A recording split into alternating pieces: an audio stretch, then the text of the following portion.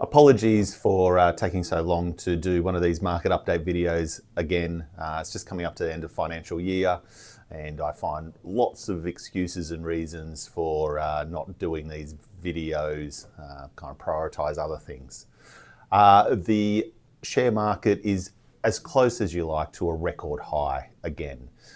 This is the share market here since 1985. I know I've showed you this a lot of times before in these videos, but I really want to just highlight the recent dip that's in the market, that was in the market a couple of months ago. It was all through the media about billions of dollars being wiped off against the share market. And this is the size of the dip. It really isn't that big or impactful. And it really does, to me, show the reason why we stay invested and ride out the storm during some of these periods. This is the 1 year chart, and again, it's just highlighting the dip in about March or April that we had this year, but fully recovered now. I wanted to just, in this video, give a little bit of a look under the hood at some of the data and research that we look at when selecting investments in clients' portfolios. Some of this information might be a little bit heavy for some clients, so please try not to fall asleep while watching this. I'm just going to try and join these two videos together now. Let's see how we go. Okay, this is just a little bit of a look under the hood on some of the portfolio analysis that we use here at Solace. We have an investment committee. We meet at least once a quarter, or if anything strange is going on or big market movements. This is just an example of the moderate fund. So if you're a retiree, most likely this is you, where it's not too hot, not too cold, targeting about 7% per year. The 1 year return in this at the moment's been 9.7.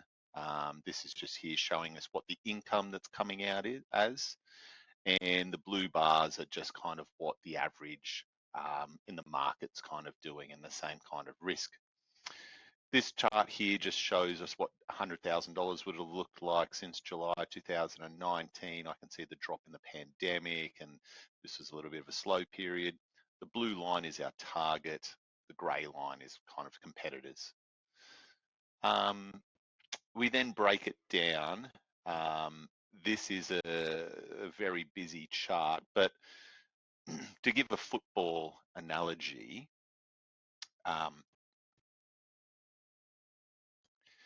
this is our run-on team. So this would be the the starting 10 or so players or investments that we look at that are in the portfolio or for clients, that we recommend for clients. And this is probably out of 1,000 or so. So we're constantly monitoring and looking at the performance of other players, other investment managers, and what they're doing, what they're invested in, what their process is, how good at they are, what they do. So this is our starting team, and we replace them from time to time. So I can see that some of these, haven't been in the portfolio for all that time. So Clearbridge has only been in there since July of 21, and so we would have replaced someone with that at that time. We then run down and we look at monthly performance of the portfolio, and that's the kind of the weighted average of all of the different players in there, and this is their monthly return, so we can quickly see what some of them their performance is like, and monitor that. This is their 3 year average return. This is their 1 year, 3 month, last month, and this is their worst return that they've had since they've started. So we can kind of say, well, this is our expectation on some of the negative returns that we might see in pandemics and really bad scenarios. We then get into a little bit more complicated things. This is a Sharpe ratio, which is really a ratio between risk and return. We want this up as high as possible because it means that we're getting kind of more bang for our buck. We're getting a better return for less risk. This is the worst period of each of the funds, so we're only looking at the negative returns. So for instance here, Fairlight, that is a global small and mid-cap share. We'd expect that to have a fairly big volatility because it is medium-sized shares, but internationally.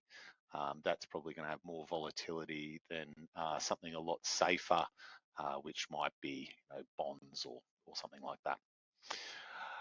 Then this is looking at the same information, but just in dollars, and this is our correlation. So we try and keep the correlation low, so we smooth out those returns to get that 7%. We then compare that run-on team portfolio against competitors, which, so this is that consolidated portfolio here, and then we've compared them against Australian Super, Australian Retirement Trust, which is Q Super, Rest, Aware, just to make sure that, what are we doing?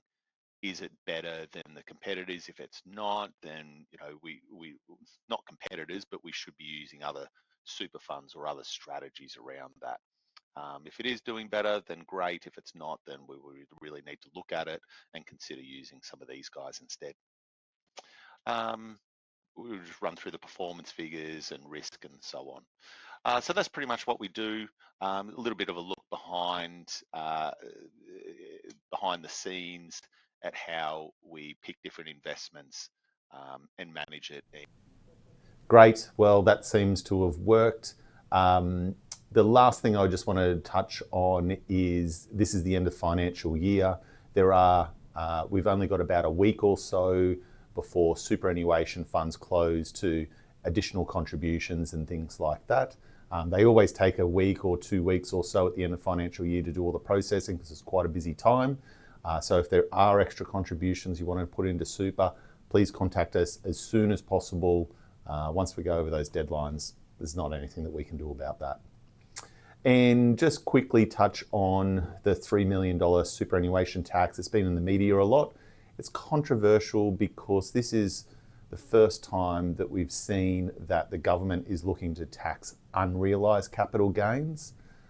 So try and think of it like if you had an investment property and it went up in value and you hadn't even sold it yet, the government wants to tax you on that gain.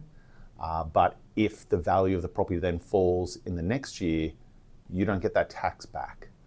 And if you didn't have the tax to pay the capital gain, you might be forced to sell the property or the investment anyway. So this is why it's probably a little bit controversial, and also the normal reasons of they tinker with superannuation every year, which to me starts to erode the safety and security that the rules that we have today are not necessarily what they're going to be in the future. That's it for this month. If you'd like to know anything more, please feel free to give me a call. Thanks very much for your time.